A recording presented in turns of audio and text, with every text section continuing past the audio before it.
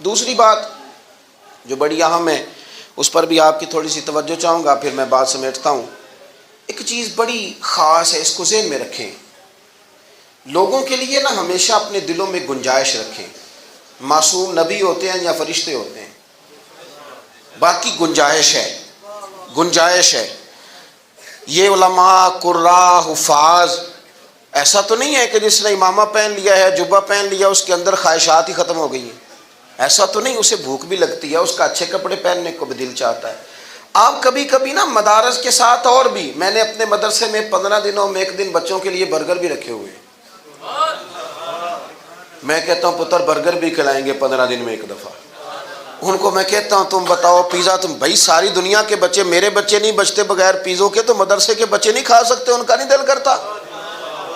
اب کیا بات کرتے ہیں؟ ان کو آپ باندھ کے رکھیں۔ میں ان کو کہتا ہوں عصر سے مغرب آپ موبائل دیکھ لیں، کوئی حرج نہیں، آپ اس میں اچھی چیزیں لگائیں، آپ اچھا قاری سنیں تاکہ آپ کی قرات پر اس کا اثر ہو۔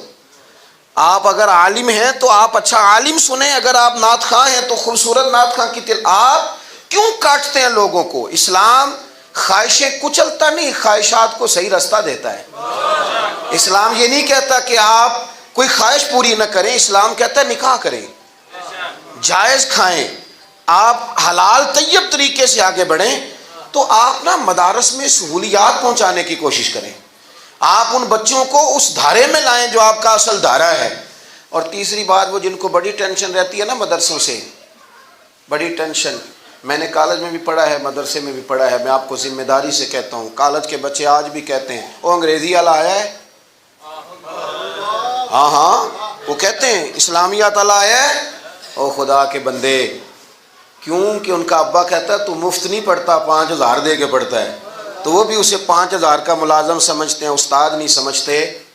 میں آپ کو دیانتداری سے کہتا ہوں، مدرسے کا استاد جب موٹر سائیکل کھڑی کرتا ہے نا، تو مدرسے کا طالب علم دوڑ کے ہیلمٹ پکڑتا ہے، وہ اس کے موٹر سائیکل کو ٹاکی مارتا ہے، وہ اس کے جوتے سیدھے کرتا ہے، اور وہ اسے استاد جی کہہ کے پکارتا ہے، اور پیپر دینے سے پہلے کہتا ہے میرے لیے دعا کرنا۔ تو پھر تم نے اتنے پیسے خرچ کر کے اگر ایڑے ترچھے لفظ بھی سکھائے ہیں تو کوئی کمال نہیں کیا۔ یہ مدرسے ہیں جنہوں نے انہیں علم بھی دیا ہے، تربیت بھی دی ہے، ادب بھی سکھایا ہے، احترام کے جذبے بھی آج بھی، حالانکہ ہمیں بڑی شکایتیں اپنے طالب علموں سے۔ آخری بات آپ کی خدمت میں میری اپیل یہ ہے، آپ خود سمجھ لیں کہ اگر یہاں تعلیم اور تربیت کا سلسلہ ہے، میں دور سے آیا ہوں، ویسی صاحب دور سے آئے ہیں، قاری صاحب شہر سے آئے ہیں، آپ کو محسوس ہو رہا ہے کہ حضرت پڑھا رہے ہیں، میں بہت پہلے بھی ایک دفعہ آیا تھا، کام کر رہے ہیں، تو جو بندہ کام کرے نا، ویسے میں آپ کو صحیح بتاتا ہوں، بندہ دور سے آنا چاہیے، اہمیت بس اسی بات کی ہوتی ہے۔ یہاں لکھ دینا فلانا کراچی سے آ رہا ہے، تاکہ بے شک میری طرح کا سب سے نکما ہی ہو، لیکن چونکہ کراچی سے آ رہا ہے لوگ پہنچ جاتے ہیں۔ اگر کہیں اچھا استاد پڑھانے والا ہے تو یہ غنیمت ہے، آپ انہیں سپورٹ کریں۔ اور جب وہ تھوڑے سے، جس طرح میں تو دوسرے والے قاری شباز صاحب سے کہہ رہا تھا کہ آپ نے اتنی جلدی بال سفید کر لیے، جب یہ یہاں تک پہنچے تو پھر عہدے بڑھنے چاہیے۔ یہ ٹیکنیکلی ایک سوچ ہوتی ہے کہ جو یہاں آ گیا اسے صدر مدرس بنا دو، جو اس سے سینئر کوئی آدمی چلا گیا پہلے اسے ناظم تعلیمات بنا دو، پھر اسے پرنسپل بنا دو۔ تھکتا بھی ہے انسان، وہ کمزور بھی پڑتا ہے۔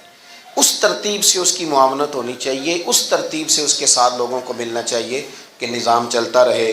دعا کروں گا خلاق عالم ان کو برکات عطا فرمائے، طلباء کو یہاں سے سیکھنے کی توفیق عطا فرمائے، ہم سب کے حال پہ رحمت کی نظر فرمائے۔ آخر دعوانا الحمدللہ۔ اب احباب نے اسی طرح آرام سے بیٹھنا ہے۔